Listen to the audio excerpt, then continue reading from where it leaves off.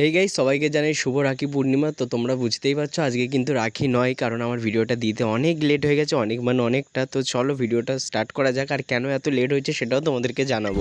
धागों से बांधा एहसास तुमसे मिलने का मिलना ये अपना।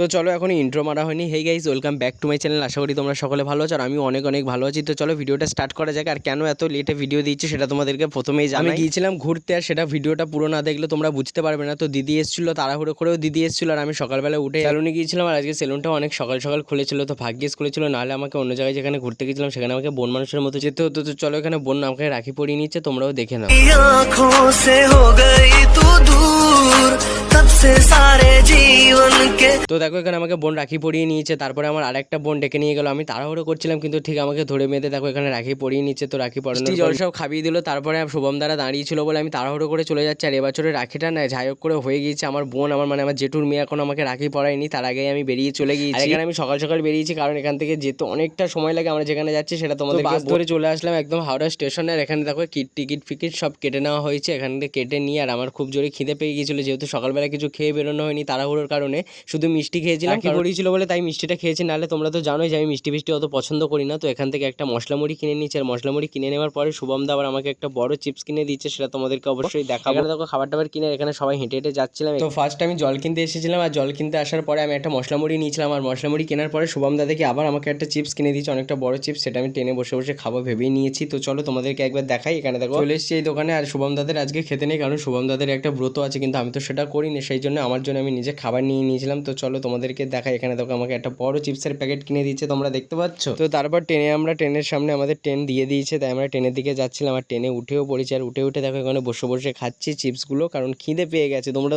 বুঝতেই একদম খিদে সহ্য করতে পারি না। আর একটা কথা হচ্ছে, আমার না এরকম ঘুরতে আসার কোনোই ইচ্ছা ছিল না। আর সত্যি কথা বলতে আমার আগে থেকে আমি ঠিকও ছিলাম না, হঠাৎ রাত্রিবেলা যাওয়ার জন্য, কারণ আমার দিদিরা বাড়ি থাকবে, ভাগনা থাকবে, তাদেরকে ফেলে আমার একটুও যাওয়ার ইচ্ছা ছিল না। কেউই বুঝতে পারিনি যে আমি এরকম ভাবে চলে যাব, কারণ সব আমি নিজেই হঠাৎ করে বেরিয়ে গেছে, আর তারাই বা কি করে বুঝবে। তাই জন্য সকাল সকাল উঠে গিয়েছিলাম। ওঠার পর দিদিও চলে এসেছিল। তো দিদি আমাকে বলছিল যে রাখি তো প্রত্যেক বছর পড়তে পারবি, কিন্তু ঘুরতে তো আর সবসময় যেতে পারবি না, যা ঘুরে হয় রাখি পরের বছর নাই পড়িস। কোন এটা নিয়ে মন খারাপ করার কোনো দরকার নেই। কিন্তু তারপরেও দিদি সকাল সকাল আসার চেষ্টা করেছে, কারণ ভাগনা ছোট, তো দিদি সকালবেলা আসাটা সম্ভব না, তারপরেও চেষ্টা করেছে। দিদি আমাকে রাখি পরিয়েছে, তারপরে আবার আমার বোন ডেকে নিয়ে গেছিলো, তারপরে আবার একটা বোন ডেকে নিয়ে গেছিলো, কিন্তু আমার আরেকটা বোন আমার মেয়ের কাছ থেকে রাখিটা পরা হয়নি, তাই সে খুবই মন খারাপ করছিল। কারণ মন খারাপ করাটাই স্বাভাবিক, তার জ্ঞান থেকে আমার হাতে রাখি পরে রাখি পরিয়ে আসছে। আর এই বছরটা প্রথমেই রাখি বাঁধতে পারিনি, তার তো কষ্ট হওয়াটা স্বাভাবিক, তাই না? তো দেখো তোমাদের সাথে গল্প করতে করতে কিন্তু আমি মেছেদায় পৌঁছে গেছি। এই ট্রেন থেকে জাস্ট নামলাম, আর এখান থেকে আবার একটা বাস ধরতে হবে। এখান থেকে কিন্তু যেতে যেতেই অনেকক্ষণ সময় লাগে, যেতে 8 ঘন্টা লাগে।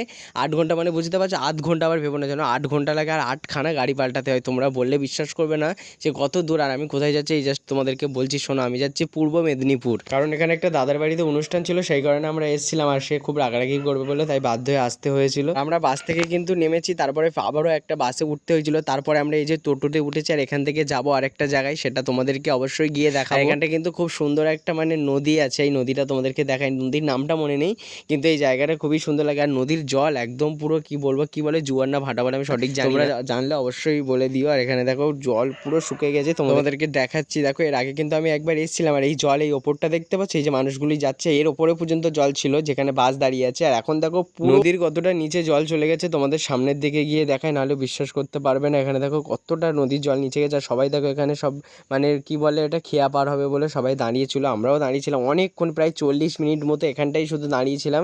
আর এখানে দেখো কতটা নিচে নেমে গেছে, তোমরা দেখতে পাচ্ছ। এই জাস্ট আমরাও 40 মিনিট দাঁড়ানোর পরে খেয়াতে উঠে পড়েছি। আর এখানে আমরা সবাই আছি, দেখতে পাচ্ছ শুভম দাটা সবাই। कागज के दो पंख लेके उड़ा चला जाए रे, जहाँ नहीं जाना था ये वहीं चला हाय रे, उम्र का ये ताना बाना समझ न पाए रे, जुबां पे जो দেখো এই জাস্ট আমরা খেয়া পার হলাম, আর পার হওয়ার পরে ফের এখান থেকে একটা টোটোতে উঠেছে। আর আমার না ভীষণ জোরে জলপেষ্টা লেগে যায়, তো আমি পুরো ক্লান্ত হয়ে গেছি, কারণ এতক্ষণ জার্নি করে আসাটা আমরা এরকম দূরে কাদের কোথায় বন্ধু বা দাদা আছে আমাকে কিন্তু অবশ্যই কমেন্ট করে জানিও। আর আমার ভিডিওটা দেখতে তোমাদের কেমন লাগে সেটা কিন্তু অবশ্যই কমেন্ট করে জানিও। আর যারা যারা এখনো সাবস্ক্রাইব করিনি তারা কিন্তু প্লিজ চ্যানেলটাকে সাবস্ক্রাইব করে নিও। আর ভিডিওটা আজকে কেমন লেগেছে সেটা কিন্তু কমেন্ট করে জানিও। আমি পৌঁছে গিয়ে ফ্রেশ হয়ে একদম সন্ধ্যাবেলা ভিডিওটা অন করেছি। এখানে দেখো ভগবানের আরতি করা হচ্ছে, সবাই মিলে খুব সুন্দর করে ভগবানকে আরতি করে নিচ্ছে, আর আমিও আরতি দেখতে এসেছিলাম, তাই তোমাদেরকে দর্শন করালাম। যদি ভিডিওটি ভালো লেগে থাকে লাইক কমেন্ট একদম করে দিও, কারণ তোমাদের একটা লাইক বা কমেন্ট আমাকে আরও মোটিভেশন বাড়িয়ে দেবে ভিডিও করার জন্য। তো চলো আজকের ভিডিওটা এই পর্যন্ত, নেক্সট ব্লগে তোমাদের সাথে আবার দেখা হবে।